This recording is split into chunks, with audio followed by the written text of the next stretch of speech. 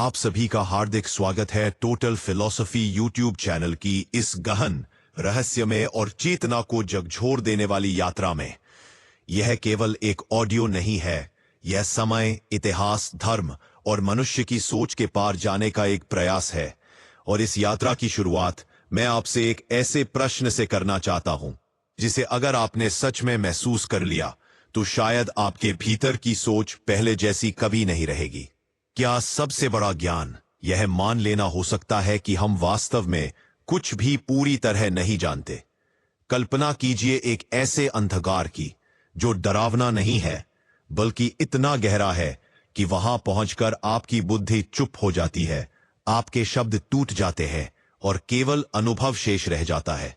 उसी अंधकार से एक आवाज आती है जो कहती है, ईश्वर को जानना है तो पहले यह स्वीकार करो कि तुम उसे नहीं जान सकते।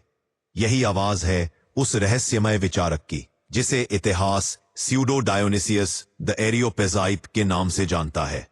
अब जरा अपनी आंखें बंद करके एक सिनेमैटिक दृश्य की कल्पना करें। समय है लगभग 5वीं शताब्दी का। रोमन साम्राज्य टूट चुका है। बीजांतियम की दीवारों के भीतर चर्च की घंटियां गूंज रही हैं। मठों में साधक मोमबत्तियों की लौ के सामने मौन साधना में बैठे हैं। बाहर दुनिया सत्ता, युद्ध और धर्म की परिभाषाओं में उलझी है और भीतर कहीं एक ऐसा व्यक्ति बैठा है जो यह सवाल पूछ रहा है, अगर ईश्वर अनंत है तो हम उसे सीमित शब्दों में क्यों बांधना चाहते हैं? उस व्यक्ति का असली नाम कोई नहीं जानता। उसने जानबूझकर अपना नाम छुपा लिया। उसने स्वयं को डायोनिसियस कहा, वही डायोनिसियस जिसका उल्लेख बाइबल में सेंट पॉल के शिष्य के रूप में मिलता है। लेकिन वह जानता था कि अगर वह अपने समय का नाम लिखेगा तो लोग उसके विचारों को नहीं, उसके काल को तौलेंगे। इसलिए उसने इतिहास को धोखा नहीं दिया बल्कि अहंकार को त्याग दिया। उसने कहा, मेरी पहचान जरूरी नहीं, मेरा अनुभव जरूरी है। उसके जन्म की कोई ऐतिहासिक कथा नहीं मिलती, लेकिन दर्शन में कभी कभी जन्म शरीर से नहीं, चेतना से होता है। स्यूडो डायोनिसियस का जन्म उस क्षण हुआ होगा जब उसने पहली बार यह महसूस किया होगा कि ईश्वर को सोचने की नहीं, चुपचाप अनुभव करने की जरूरत है। शायद वह किसी मठ में रहा होगा, शायद उसने यूनानी दर्शन पढ़ा होगा, शायद वह प्लेटो और नियो प्लेटोनिज्म से प्रभावित रहा होगा। लेकिन इन सब से ऊपर वह एक साधक था, एक ऐसा साधक जो यह मानने को तैयार था कि सबसे ऊंची सच्चाई शब्दों से परे होती है। अब इसे बिल्कुल बच्चे की भाषा में समझते हैं। मान लो तुमने आसमान देखा और तुमने कहा आसमान नीला है, लेकिन रात में वही आसमान काला हो जाता है। क्या इसका मतलब यह है कि आसमान बदल गया? नहीं, बदलता है तुम्हारा देखने का तरीका। स्यूडो डायोनिसियस कहता है कि ईश्वर भी ऐसा ही है। हम उसे कभी प्रकाश कहते हैं, कभी प्रेम, कभी सत्य, लेकिन असल में हम अपनी समझ के रंग उसमें भर रहे होते हैं। ईश्वर उन सभी रंगों से परे है। वह कहता है कि जब हम कहते हैं ईश्वर अच्छा है तो हम गलत नहीं होते, लेकिन हम पूरा सच भी नहीं बोलते, क्योंकि ईश्वर केवल अच्छा नहीं है, वह अच्छाई की परिभाषा है। जब हम कहते हैं ईश्वर ज्ञान है तो वह ज्ञान से भी बड़ा है।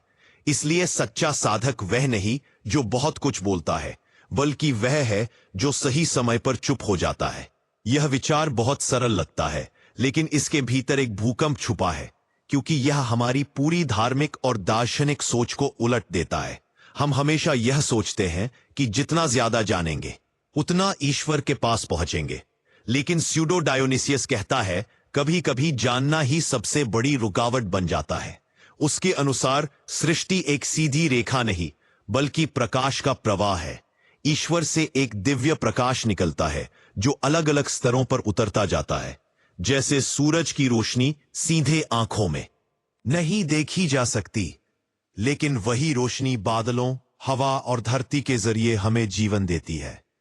उसी तरह ईश्वर का प्रकाश सीधे नहीं बल्कि क्रमशः अनुभव होता है, और यह क्रम कोई सत्ता का पिरामिड नहीं बल्कि प्रेम की श्रृंखला है। ऊपर से नीचे प्रेम बहता है और नीचे से ऊपर चेतना उठती है।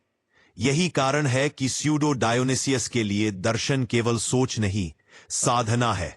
वह दर्शन को जीने की बात करता है। अब इस यात्रा को और भीतर की ओर ले चलते हैं, वहां जहां शब्द धीरे धीरे अपनी ताकत खोने लगते हैं और समझ एक नई तरह से जन्म लेती है। स्यूडो डायोनिसियस का परिचय एक रहस्य की तरह था, तो करते उस रहस्य के भीतर उतरने की शुरुआत है।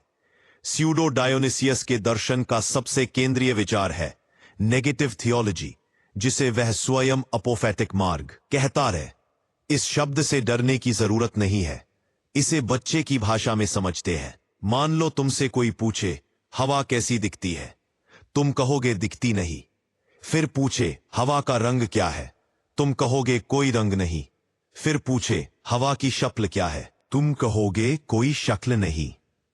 लेकिन क्या इसका मतलब यह है कि हवा है ही नहीं? नहीं, हवा तो है और बहुत जरूरी है, लेकिन वह तुम्हारे देखने, पकड़ने और शब्दों में बांधने से परे है। स्यूडो डायोनिसियस कहता है कि ईश्वर भी बिल्कुल ऐसा ही है। हम ईश्वर के बारे में जो भी सकारात्मक बातें कहते हैं, ईश्वर अच्छा है, ईश्वर न्यायप्रिय है, ईश्वर प्रेम है, ये सब हमारे अनुभव से निकले हुए शब्द हैं। लेकिन ईश्वर हमारे अनुभव से भी बड़ा है। इसलिए वो कहता है कि ईश्वर को जानने का सबसे सच्चा रास्ता यह नहीं कि हम बताते जाएं कि ईश्वर क्या है, बल्कि यह कि हम स्वीकार करें कि ईश्वर क्या नहीं है। ईश्वर सीमित नहीं है, ईश्वर किसी एक विचार में बंद नहीं है, ईश्वर हमारी बुद्धि से बड़ा है। और जैसे जैसे हम यह नहीं कहते जाते हैं, वैसे वैसे हमारी झूठी निश्चितताएं टूटती जाती हैं। यह प्रक्रिया अहंकार को धीरे धीरे गलाती है, क्योंकि अहंकार को मुझे पता है कहना पसंद है, लेकिन सच्ची साधना मुझे नहीं पता कहने से शुरू होती है। अब यहां एक बहुत गहरी बात छिपी है। स्यूडो डायोनिसियस अज्ञान की वकालत नहीं करता। वह ये नहीं कहता कि पढ़ो मत, जानो मत। वह कहता है पढ़ो, जानो, समझो, लेकिन अंत में यह याद रखो कि जो कुछ तुमने जाना है वह अंतिम सत्य नहीं है, वह बस एक सीढ़ी है, मंजिल नहीं। इसीलिए वह अंधकार की बात करता है, लेकिन यह अंधकार डर का नहीं है। यह वह अंधकार है जो अत्यधिक प्रकाश से पैदा होता है। जैसे सूरज को सीधे देखने पर सब कुछ सफेद या अंधेरा लगने लगता है, उसी तरह ईश्वर का प्रकाश इतना तीव्र है कि बुद्धि उसे सह नहीं पाती और वहां जाकर मौन छा जाता है। अब हम आते हैं उसके दूसरे महत्वपूर्ण विचार पर, दिव्य क्रम यानी हायरार्की। आमतौर पर लोग हायरार्की शब्द सुनते ही सत्ता, ऊंच नीच और नियंत्रण के बारे में सोचने लगते हैं, लेकिन स्यूडो डायोनिसियस के लिए हायरार्की सत्ता का ढांचा नहीं, बल्कि प्रकाश का प्रवाह है। वह कहता है कि ईश्वर से एक दिव्य प्रकाश निकलता है। यह प्रकाश सीधे हर किसी को नहीं मिलता, क्योंकि हर चेतना उसे सह नहीं सकती। इसलिए यह प्रकाश अलग अलग स्तरों से होकर बहता है। जैसे स्कूल में छोटे बच्चे को वही पढ़ाया जाता है जो वह समझ सके, और बड़े स्तर पर गहरी बातें सिखाई जाती है। इसका मतलब यह नहीं कि बच्चा कमतर है, बल्कि यह कि हर स्तर की अपनी तैयारी होती है। इसी सोच से वह देवदूतों की बात करता है, लेकिन उसके देवदूत पंखों वाले चित्र नहीं है। वे चेतना के स्तर हैं। वे ईश्वर के प्रकाश को ग्रहण करते हैं, उसे शुद्ध करते हैं और आगे पहुंचाते हैं। ये एक निरंतर बहाव है, ऊपर से नीचे कृपा का प्रवाह और नीचे से ऊपर प्रार्थना और जागरूकता का आरोहण। और यहां एक बेहद सुंदर विचार सामने आता है। स्यूडो डायोनिसियस के अनुसार यह पूरा क्रम प्रेम पर आधारित है। कोई भी स्तर दूसरे से ईर्ष्या नहीं करता। हर स्तर वही करता है जो वह कर सकता है, क्योंकि अंतिम लक्ष्य ऊपर चढ़ना नहीं, बल्कि प्रकाश में भागीदार बनना है। अब इसे अपने जीवन से जोड़कर देखिए। जब आप किसी छोटे बच्चे को कुछ सिखाते हैं, तो आप उसके स्तर पर आकर बात करते हैं। आप अपनी पूरी विद्या उस पर थोपते नहीं। उसी तरह स्यूडो डायोनिसियस कहता है कि ईश्वर भी हमारी चेतना के स्तर पर उतरकर स्वयं को प्रकट करता है। यही कारण है कि अलग अलग लोगों को ईश्वर अलग अलग रूपों में अनुभव होता है। यह दर्शन हमें विनम्र बनाता है। यह हमें सिखाता है कि अगर कोई व्यक्ति ईश्वर को अलग तरह से समझता है, तो इसका मतलब यह नहीं कि वह गलत है। हो सकता है वह उसी प्रकाश को अपने स्तर पर देख रहा हो। और यही से स्यूडो डायोनिसियस का दर्शन एक आध्यात्मिक क्रांति बन जाता है। वह कट्टरता को तोड़ता है, अहंकार को पिघलाता है और मौन को ज्ञान का सर्वोच्च रूप घोषित करता है। अब इस यात्रा को और गहराई में ले चलते हैं, वहां जहां दर्शन और प्रार्थना के बीच की रेखा मिटने लगती है। अब तक हमने समझा कि स्यूडो डायोनिसियस ईश्वर को शब्दों से नहीं, मौन से जानने की बात करता है, और यह भी कि सृष्टि उसके लिए सत्ता का ढांचा नहीं बल्कि प्रकाश और प्रेम का प्रवाह है। अब हम उस स्थान पर पहुंचते हैं जहां उसका दर्शन सबसे अधिक रहस्यमय, सबसे अधिक सुंदर और सबसे अधिक चुनौतीपूर्ण हो जाता है। स्यूडो डायोनिसियस कहता है कि मनुष्य की सबसे बड़ी समस्या यह नहीं है कि वह ईश्वर को नहीं जानता, बल्कि यह है कि वह यह मान लेता है कि वह ईश्वर को जानता है। जैसे ही हम कहते हैं मुझे पता है, उसी क्षण खोज रुक जाती है। इसलिए वह साधक को एक ऐसे मार्ग पर ले जाता है जिसे वह आरोहण का मार्ग कहता है। लेकिन यह आरोहण सीढ़ियां चढ़ने जैसा नहीं है, बल्कि अपने भीतर की परतों को उतारने जैसा है। इसे बच्चे की भाषा में समझो। मान लो तुमने बहुत सारे कपड़े पहन रखे हैं, जैकेट, स्वेटर, शर्ट। अगर तुम धूप में जाओगे तो गर्मी लगेगी। अब अगर तुम कपड़े उतारते जाओ तो क्या तुम कुछ नया जोड़ रहे हो? नहीं, तुम केवल हटाते जा रहे हो। लेकिन जैसे जैसे हटाते जाओगे वैसे वैसे सहजता बढ़ती जाएगी। स्यूडो डायोनिसियस के अनुसार आध्यात्मिक यात्रा भी ऐसी ही है। यहां नया ज्ञान जोड़ना कम और पुराने भ्रम हटाना ज्यादा जरूरी है। वह कहता है, इस साधक पहले ईश्वर को नामों से पहचानता है। कोई उसे प्रेम कहता है, कोई प्रकाश, कोई सत्य, कोई करुणा। यह अवस्था जरूरी है, क्योंकि बिना नाम के शुरुआत नहीं हो सकती। लेकिन समस्या तब होती है जब हम नाम को ही ईश्वर मान लेते हैं। तब नाम दीवार बन जाता है। इसलिए स्यूडो डायोनिसियस साधक को अगले चरण पर ले जाता है, जहां वह कहता है, अब इन नामों को भी छोड़ दो। ईश्वर प्रेम है? नहीं। ईश्वर प्रकाश है? नहीं। ईश्वर अस्तित्व है? नहीं। यह नहीं नकार नहीं है, यह स्वतंत्रता है। यह उस बिंदु की ओर इशारा है जहां अनुभव शब्द से बड़ा हो जाता है, और यहीं से आता है उसका सबसे गहरा विचार, दिव्य अंधकार। वह कहता है कि जब साधक सभी विचारों, सभी छवियों, सभी नामों को छोड़ देता है, तब वह एक ऐसे अंधकार में प्रवेश करता है जहां कुछ भी स्पष्ट नहीं दिखता। लेकिन यही वह स्थान है जहां ईश्वर सबसे निकट होता है।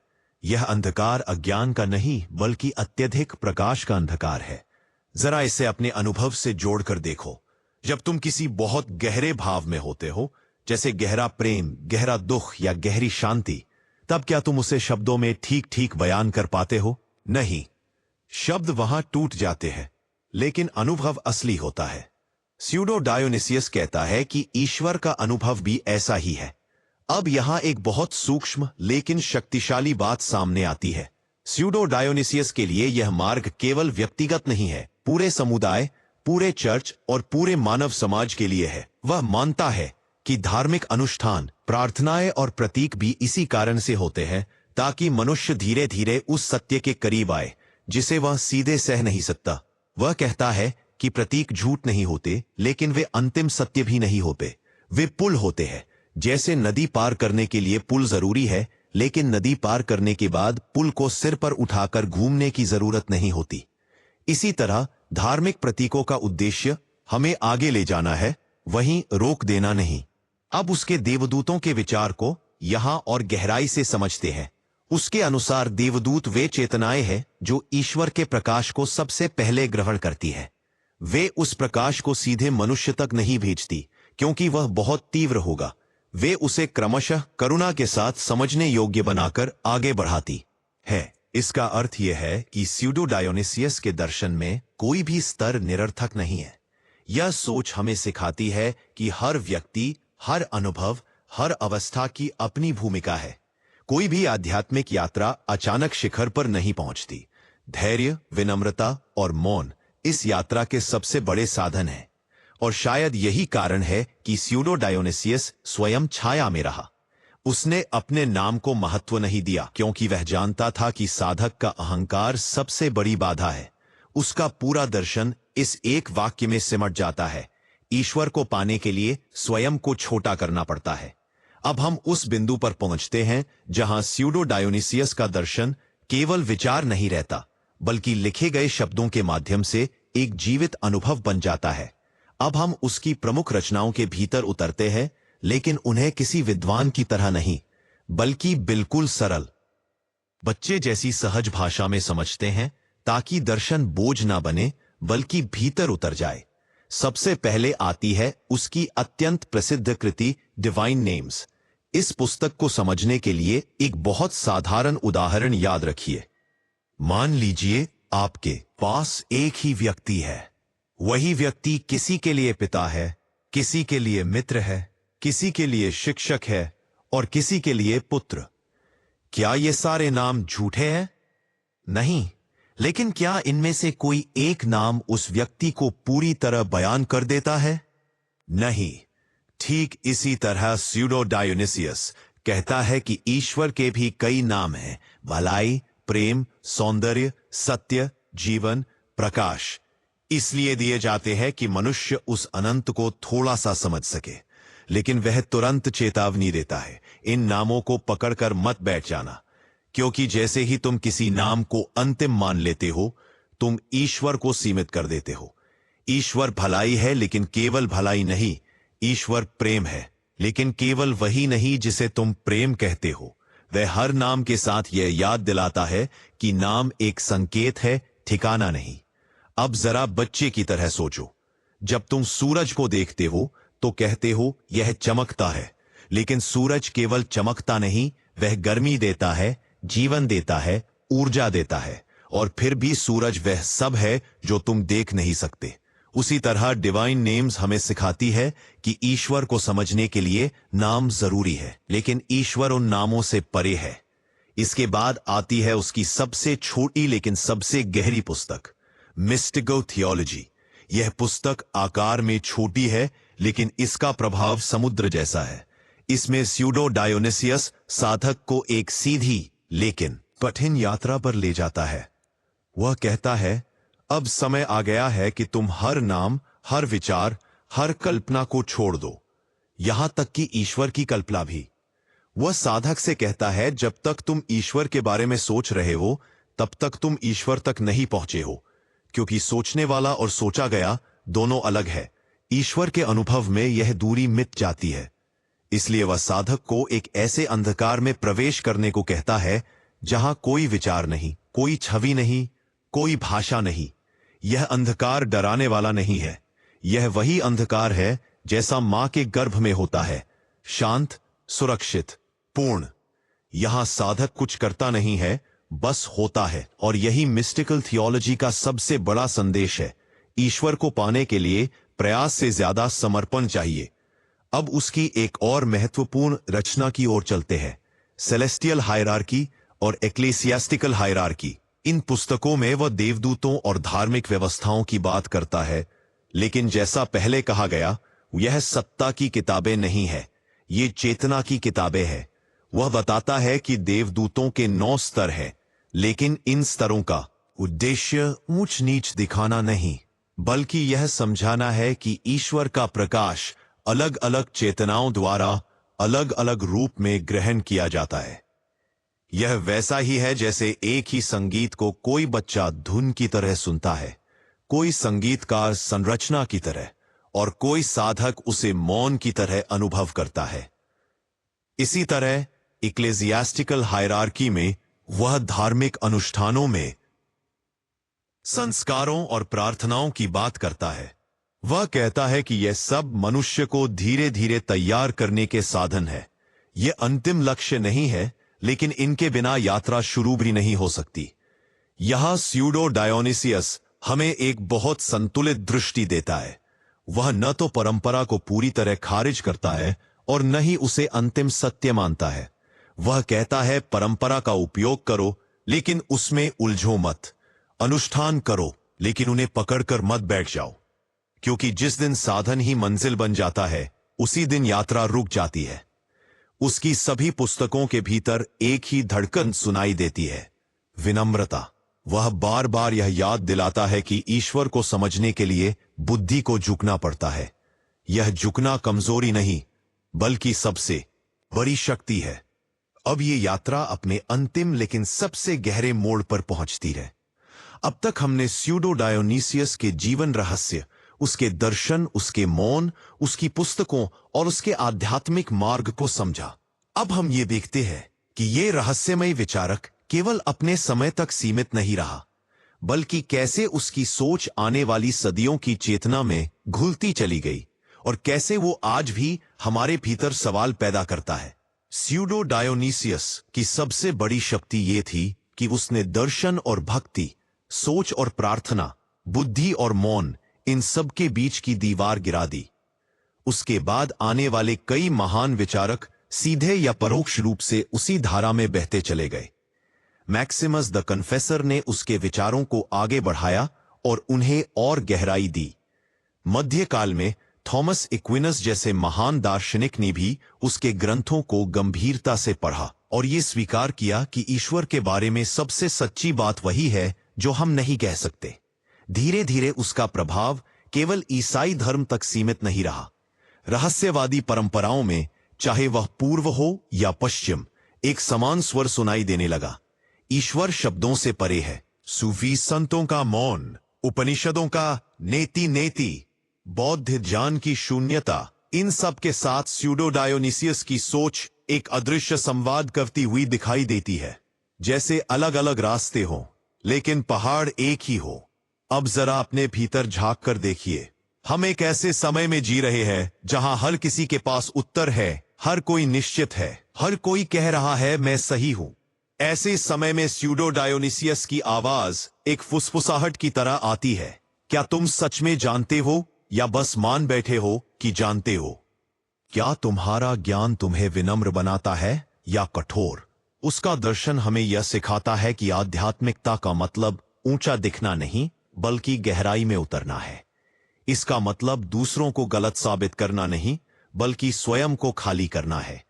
वह हमें यह याद दिलाता है कि सबसे पवित्र अवस्था वह होती है जहां अहंकार चुप हो जाता है और अनुभव बोलने लगता है। और अब इस पूरी ऑडियो यात्रा के बाद मैं आपको एक ऐसा प्रश्न देकर छोड़ना चाहता हूं जो शायद आपके भीतर देर तक गूंजता रहे। अगर ईश्वर को पाने का अंतिम मार्ग मौन है, तो क्या हम अपनी जिंदगी में कभी सच में चुप होने का साहस करते हैं? यहीं पर यह दार्शनिक यात्रा पूर्ण होती है। अगर इस ऑडियो ने आपके भीतर किसी भी तरह की हलचल पैदा की हो, अगर इसने आपको सोचने, रुकने या भीतर देखने पर मजबूर किया हो, तो इस वीडियो को जरूर लाइक करें। इसे उन लोगों के साथ शेयर करें जो केवल जानकारी नहीं, गहराई खोजते हैं। और ऐसे ही रहस्यमय, गंभीर और चेतना को छू लेने वाले दर्शन के लिए हमारे टोटल फिलॉसफी यूट्यूब चैनल को सब्सक्राइब करें। साथ ही हमारे व्हाट्सएप चैनल को भी जरूर ज्वाइन करें, जिसकी लिंक आपको चैनल के बायो में मिल जाएगी, ताकि यह यात्रा यही समाप्त ना हो, बल्कि आपके जीवन के साथ आगे बढ़ती रहे।